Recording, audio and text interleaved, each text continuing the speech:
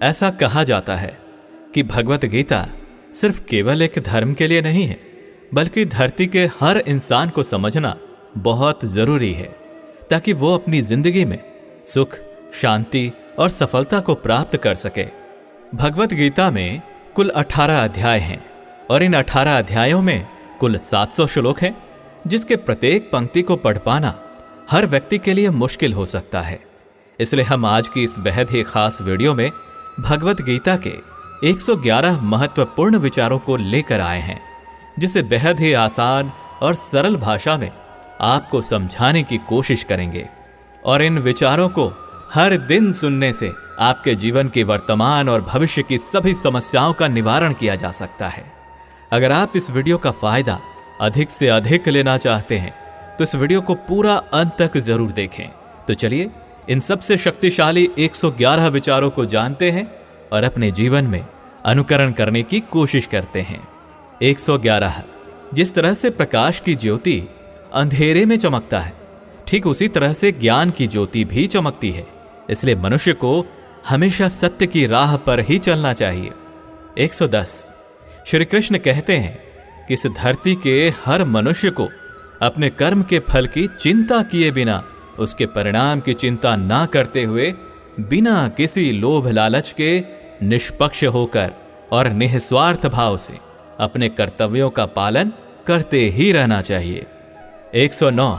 जिस तरह से हम पुराने वस्त्र को त्याग कर नए वस्त्र को पहनना शुरू कर देते हैं और पुराने वस्त्र के बारे में सोचते तक नहीं है, ठीक उसी प्रकार से हमारी आत्मा के लिए हमारा शरीर भी कभी एक पुराने वस्त्र की तरह ही हो जाएगा और हमारे शरीर को त्याग कर वो किसी दूसरे शरीर में चला जाएगा, जैसे वो किसी नए वस्त्र को धारण करने के लिए चला गया हो।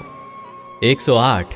जिस मनुष्य के अंदर ईश्वर में श्रद्धा नहीं होती और साथ ही साथ ज्ञान की भी कमी होती है, उस मनुष्य को जीवन में कभी भी आनंद और सफलता की प्राप्ति नहीं हो सकती। 107। जब कोई समझदार व्यक्ति किसी संबंध को निभाना छोड़ देता है तो समझ लेना उसके आत्मसम्मान को कहीं ना कहीं या कभी ना कभी ठेस अवश्य पहुंची है। 106।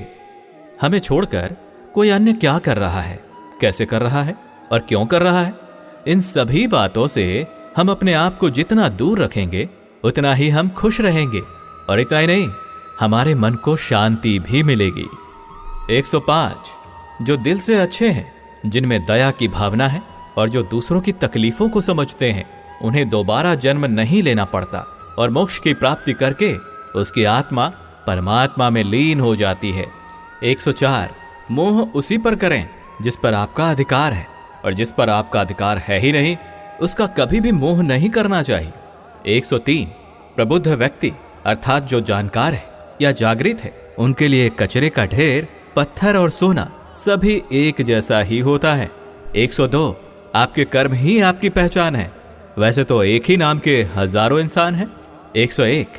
प्रेम सदैव माफी की उम्मीदें रखता है और क्रोध सदैव माफी को सुनना पसंद करता है। 100। विषय के बारे में सुनने से मनुष्य को आसक्ति होती है, इससे उनमें कामना की इच्छा पैदा होती है और कामनाओं में अड़चनों के होने से क्रोध की उत्पत्ति होती है। 99।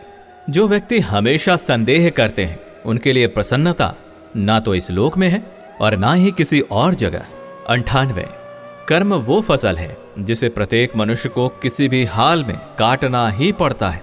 इसी कारण से हमेशा हमें अच्छे बीज ही बोनी चाहिए ताकि अच्छी फसल को काट सके। यानी कि अगर कर्म हमारा अच्छा होगा तभी तो उसके परिणाम भी अच्छे होंगे। 97। जो भी होने वाला है वो हर हाल में होकर ही रहेगा और जो नहीं होने वाला है वो कभी भी नहीं होगा।